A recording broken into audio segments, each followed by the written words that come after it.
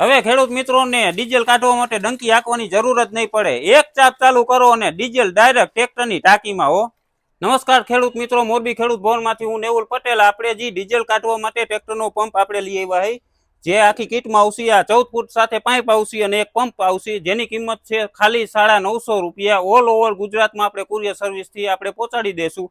જે આ નાનો કમ્પેસ સાઇઝનો પંપ આવવાથી નાના બેરલમાં પણ આવી જાય અને મોટા બેરલમાં પણ આવી જાય। જેના માટે આપણે ટ્રેક્ટરની બેટરી હોય અહીંયા બે આના છેડા દઈ દેવાના, વચમાં આપણે ચાપ આવશે, જે આપણે ચાલુ બંધ કરીએ। અને આ કેવી રીતે ડીઝલ ઉપાડશે એનો ફ્લો આપણે જોશું। તો આ ચાપ ચાલુ કરી દઈ એટલે 14 ફૂટ પાણી, આ 14 ફૂટ પાઇપમાંથી આ ડીઝલનો ફ્લો આટલો ફૂલ હેવી ફ્લો આવશે।